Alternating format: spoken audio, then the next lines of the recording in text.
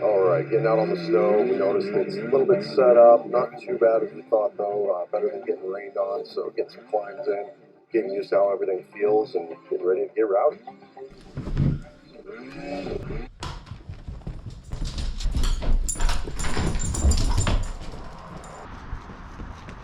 Thank you!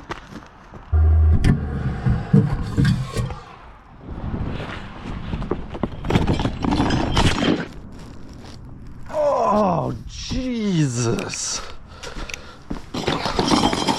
That's not good. That is not good. Jesus.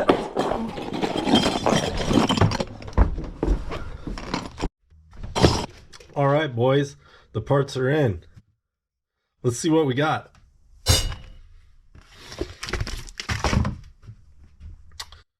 Cool, so we've got our replacement shaft, 2 rebuild kits, and lower Heim bearing. Let's get these broken out on the other bench. Alright guys, so I got caught up on a stump a couple weeks ago, ended up taking off the whole left side of my sled. I lost both my upper, lower A arms, and bent this shock shaft on my Walker Evans Velocity shock. After scouring the internet, I couldn't find any good or relative information on the process to rebuild these, so I've put together a series of videos to help others caught in my same predicament. I don't claim to be an expert, and I'm hoping to actually learn about the process from your guys' interaction in the comments, so if you see something I may have missed or have a better technique, drop into the comments and let's get a conversation started. As always, if the video helped you out, tap that like button. It doesn't cost you anything. And if you want to keep up to date on my projects and what I've got going on, tickle the subscribe button. It really helps me keep motivated to continue creating and sharing with you guys. The shaft was bent a bit worse than this, but I tried to straighten it out as well as I could just for fun. It didn't work out, so I had to search down some parts. I ended up contacting the guys at Hygear. They were able to get me a new shaft, rebuild kits, and the lower Heim bearing that I also broke. When I was searching for parts, I ended up going to the Hygear suspension website, and although they didn't have this specific shock listed on their website, I did send them an email with the part number of my Walker Evans shock, part number 7045529, and he was able to pull up the exact replacement shaft, and they had it in stock. Also, in my last video, I did a breakdown of how I got the shock apart. This video, we're going to be rebuilding it with the rebuild kit. So these rebuild kits are kind of generic. There's going to be some extra parts in here left over. They are meant to make it easier to buy rebuild kits. So basically in this rebuild kit, it should cover every Walker Evans Racing 1/2 inch shaft and snow kit.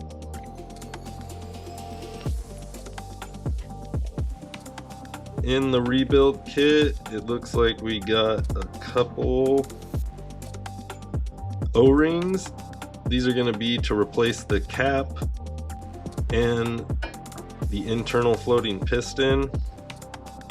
Also got some O-rings for the reservoir cap, it looks like.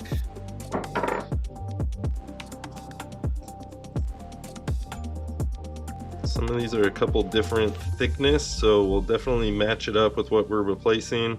We got a brand new dust seal. So that's definitely a part I wanted. Mine is a little beat up, a little bent out of shape. You can imagine all that force pushing on the shaft to have bent it. Could have messed that up a bit. There's an O-ring on the outside we'll replace. Got to find a way to get this metal, I'm going to call this a shim for now. Got to find a way to get that out of there, along with the dust seal. And it does look like the kit came with everything to replace those.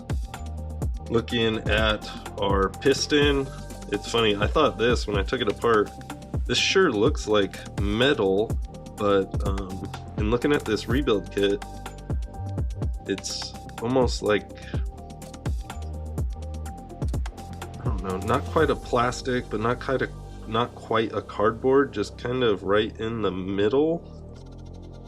So hopefully when I get this off of here, I don't find out that it's metal and it's not a good replacement.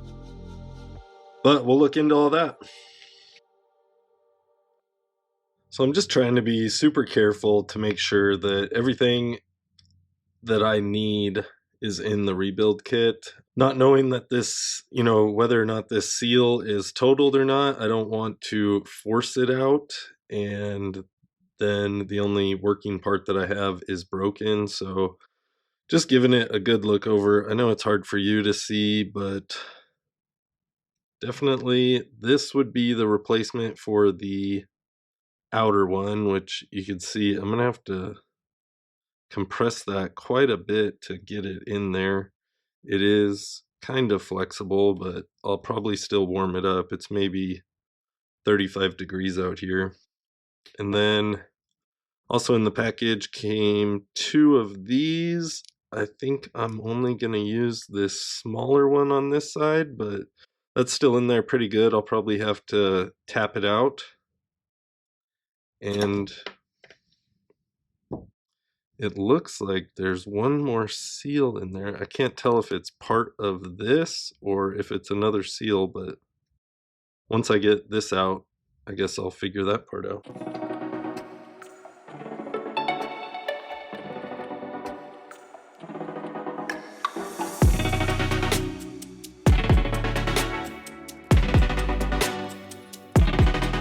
So here's the old one.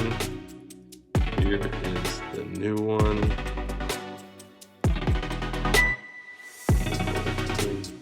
This one looks a little bit smaller.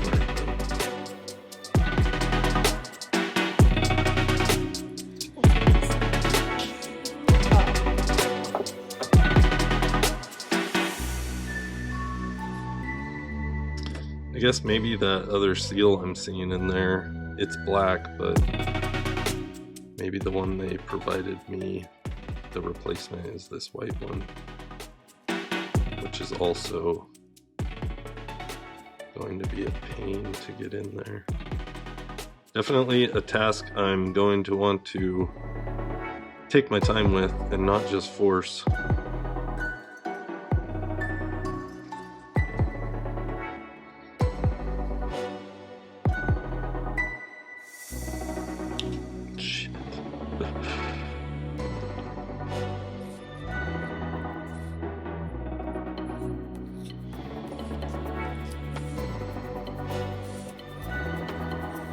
Man, I'm not feeling too great about this.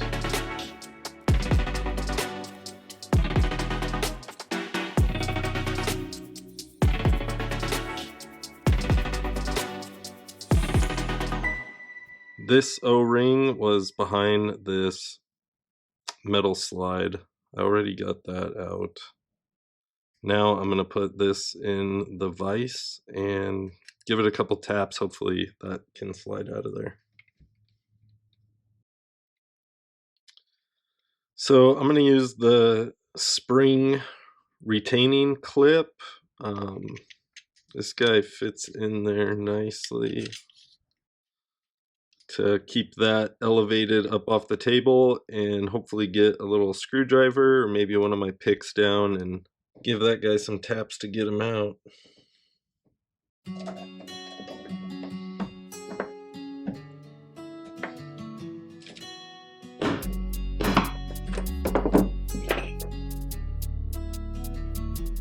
So he's coming.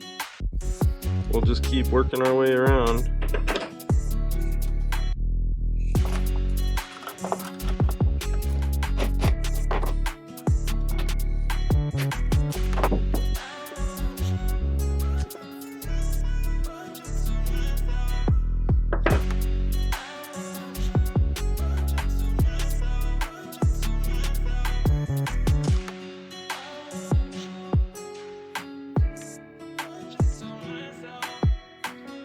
And we're not going to drop the new guy in there quite yet. I'm going to make sure to get all this stuff cleaned up first.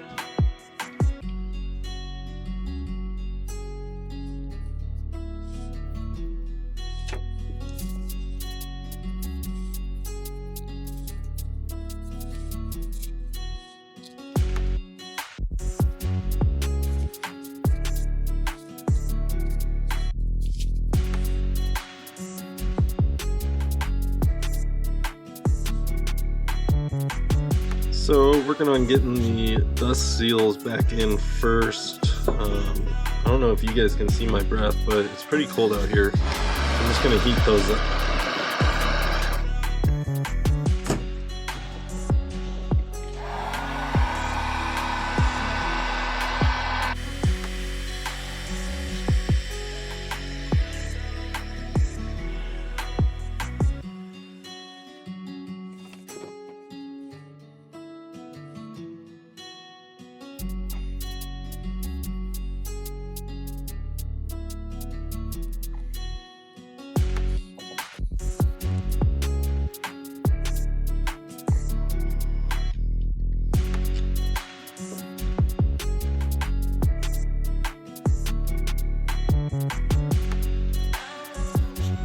Holy cow.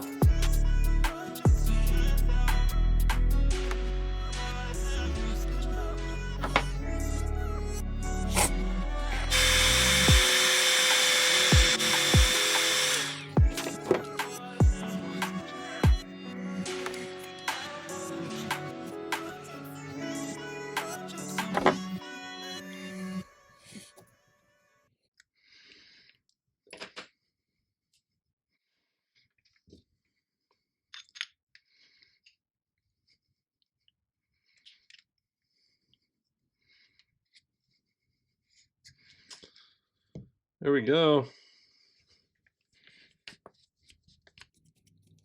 Nice tight fit. So we've got those guys in there. Next is the O-ring that'll go below this guy. So we'll start. This is the old O-ring. Here we've got the new one. I'm just gonna. Not sure.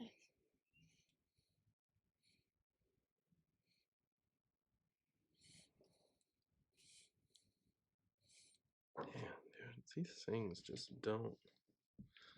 This is the old one, and it looks larger, right?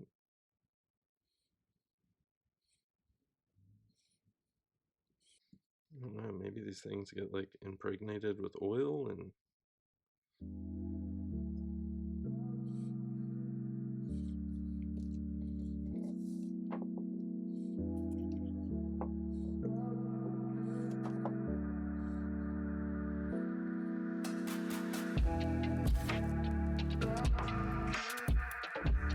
definitely hammering from this side, which will put the four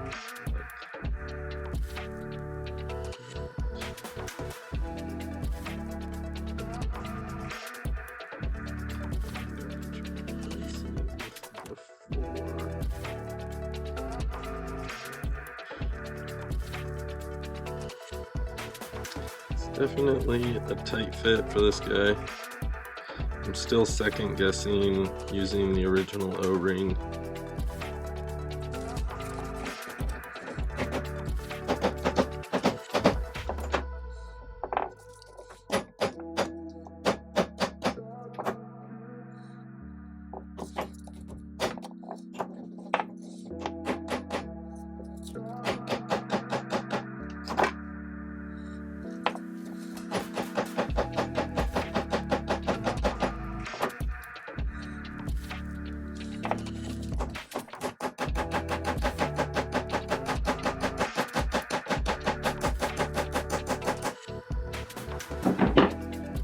And let the hate comments begin. We did it.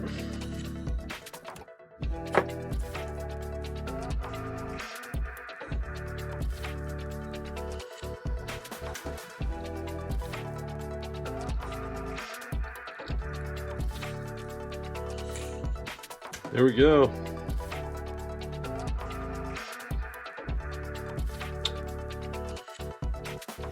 So basically just moving on with the O-ring replacement. I've got these two larger O-rings for the IFP and the reservoir cap. We'll get those out of there.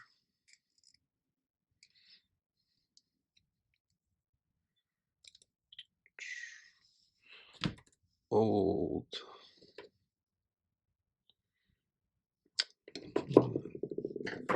I'm gonna grease these up.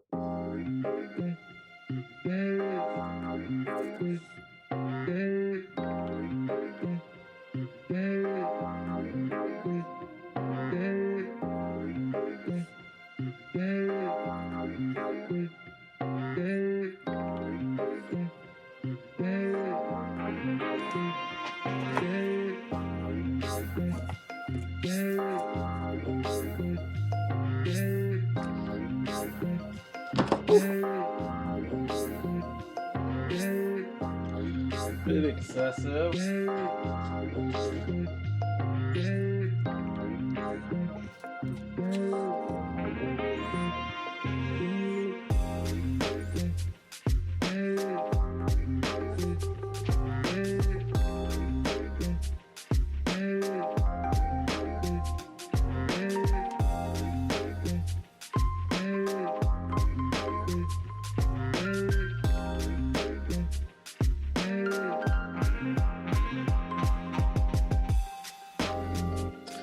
Like these two here are gonna be spares not used in my application.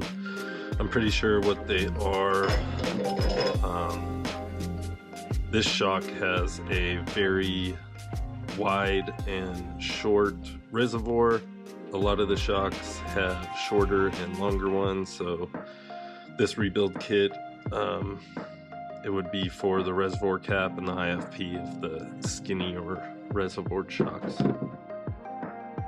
Now we'll just drop in the new Heim Bearing.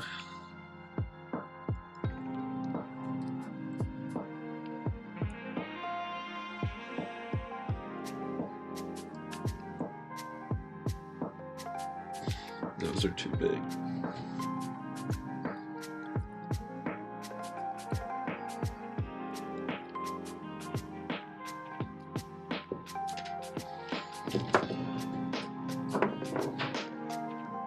Like I said, Polaris's Heim bearings have nylon outers. This one's all steel. Somebody might say, you know, that this provides shock absorption or something. I'd say that's BS. It's just cheap.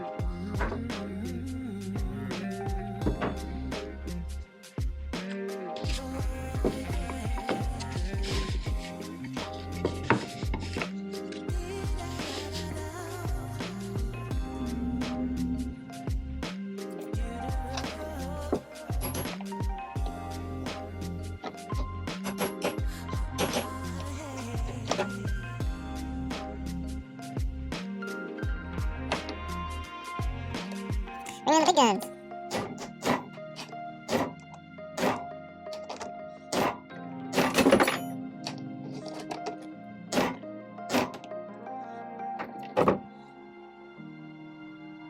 Well, we got it in there, but I don't think that's ever coming out, so luckily it's made of steel.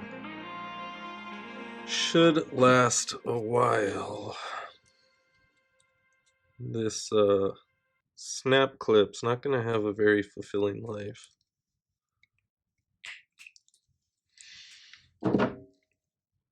That's in there, and let's just get cleaned up a little bit.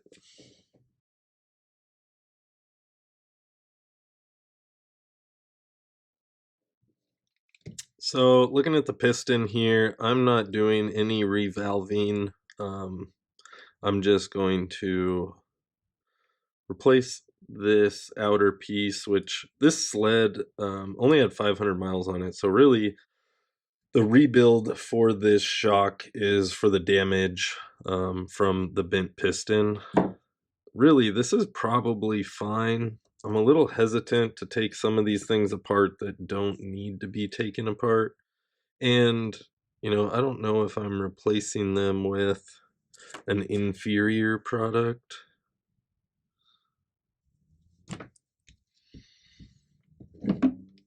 Because this sure looks like metal. This looks like cardboard. Or if cardboard and plastic had a baby. Yeah, I mean, that's metal. This is plastic. Cablistic. I'm going to leave this together.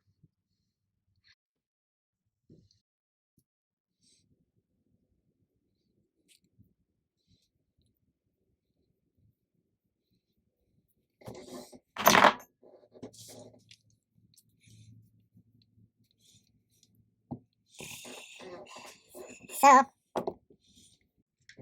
Basically, to the point, all I need to do is put the piston back onto the rod.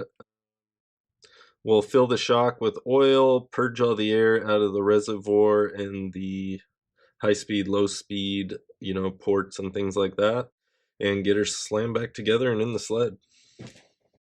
That's going to end it for this video, but I've got the shock oil showing up Monday, and the long-term forecast is for a wet and cold February. So we'll be assembling the shock and purging the air, getting it back on the sled early next week.